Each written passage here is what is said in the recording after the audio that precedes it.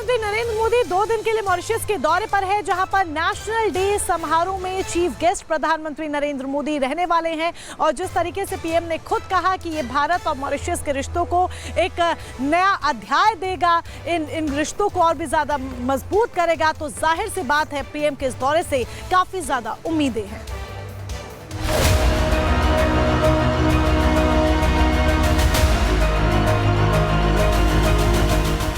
प्रधानमंत्री नरेंद्र मोदी मॉरिशस के 2 दिवसीय दौरे पर है, जहां वो मॉरिशस के 57वें राष्ट्रीय दिवस समारोह में चीफ गेस्ट के तौर पर शामिल होंगे। मॉरिशस की 2 दिवसीय यात्रा पर रवाना होने से पहले पीएम ने ये कहा कि मॉरिशस के साथ भारत का ऐतिहासिक और सांस्कृतिक संबंध रहा है।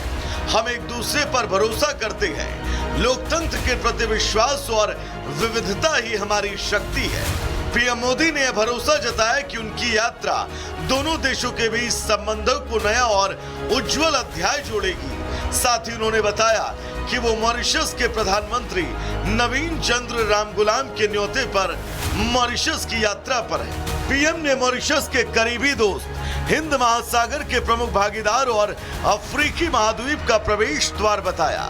इस दौरे के दौरान भारत और मॉरिशस के बीच कई अहम समझौतों पर हस्ताक्षर भी होंगे।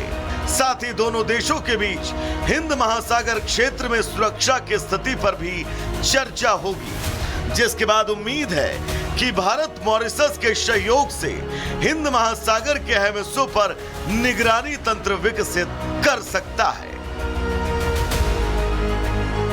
Bureau report, Republic Bharat. आगे बढ़ते हैं और रुख अब एक बड़ी और अहम खबर का कर लेते हैं। दरअसल एक देश एक चुनाव को लेकर आज जेपीसी की बैठक होने वाली है और ये बैठक चौथी बैठक होगी, जिसमें सभी तरीके से यानी कि राय जो है इसमें रखी जाएगी। हालांकि खबर ये भी है कि होली के बाद यानी कि 17 मार्च को 5वीं बैठक भी होने वाली है एक देश एक चुनाव को लेकर। रिपोर्ट दिखाते हैं।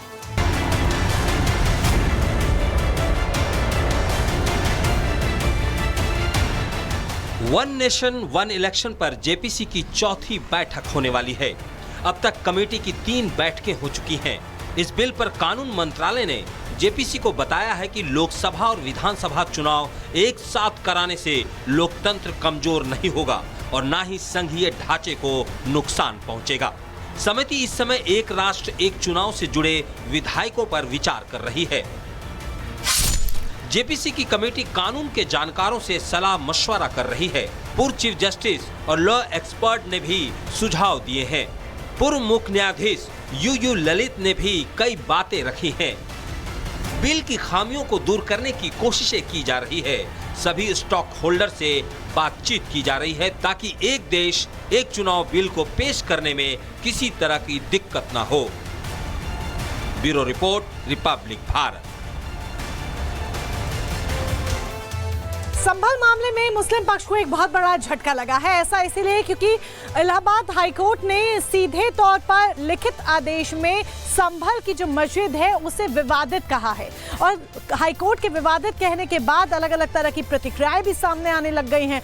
तो दूसरी तरफ एएसआई को भी कहा गया है कि रंगाई पुताई को लेकर एक बार फिर हलफनामा दाखिल किया जाए।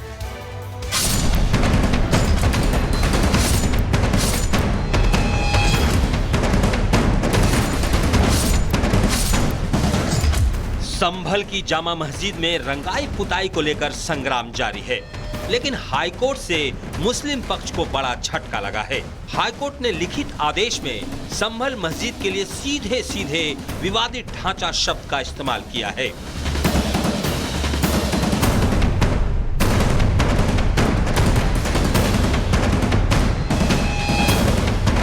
मुस्लिम पक्ष जामा मस्जिद के रंग रोगन को लेकर अड़ा हुआ है। एएसआई की टीम एक बार सर्वे कर चुकी है, लेकिन कोर्ट ने एएसआई को नया हलफनामा दाखिल करने को कहा है और जवाब मांगा है कि विवादित ढांचे के बाहरी हिस्से में रंग रोगन और सजावटी रोशनी की जरूरत है या नहीं। एएसआई को 24 घंटे में हलफनामा दाखिल करना है। Bureau report, Republic Bharat. अगली खबर हिमाचल प्रदेश से है। हिमाचल प्रदेश की आर्थिक स्थिति कैसी है, हालात वहां के कैसे हैं, ये सभी को पता है कि वहां पर जो आर्थिक स्थिति बनी हुई है वो डामाडोल नजर आ रही है। हालांकि राज्य की स्थिति को लेकर सुक्खू सरकार केंद्र सरकार पर आरोप लगा रही है, लेकिन आखिर आरोप प्रत्यारोप का दौर क्यों जा रही है और हिमाचल प्रदेश की मौजूदा स्थिति क्या बनी हुई है, रिपोर्ट के जरिए दिखाते हैं।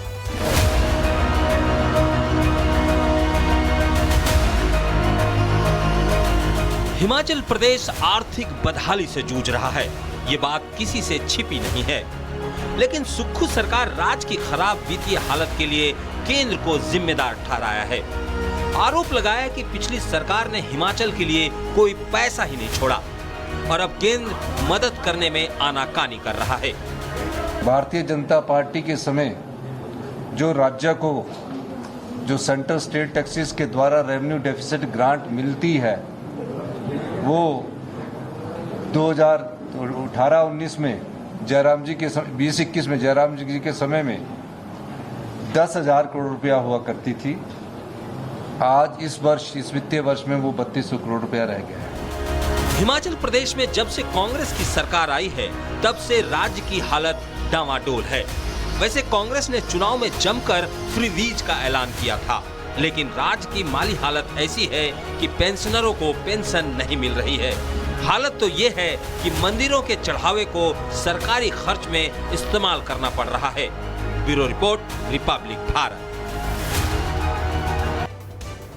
और अब खबर राजस्थान से है। दरअसल जिस तरीके से महिलाओं को लेकर अपराध लगातार बढ़ते जा रहे हैं, उसके बाद एक शपथ समारोह में राजस्थान के राज्यपाल ने एक बड़ा बयान दिया, जिसके बाद अब हंगामा हो रहा है।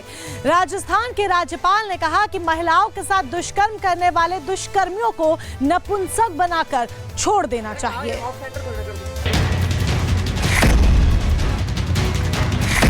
मौका था बार एसोसिएशन के शपथ ग्रहण समारोह का। शपथ ग्रहण समारोह में राजस्थान के राज्यपाल हरिभाऊ बागड़े मुख्य अतिथि के तौर पर पहुंचे थे, लेकिन इस दौरान उन्होंने ऐसा बयान दे दिया कि हंगामा मच गया। हरिओम बागड़े ने दुष्कर्म करने वाले व्यक्तियों को नपुंसक बनाने की सलाह दे डाली। महिला को, बच्चे को जो कुछ दुष्कर्म करेगा उसे वही पकड़ के उसको पकड़ना और अच्छा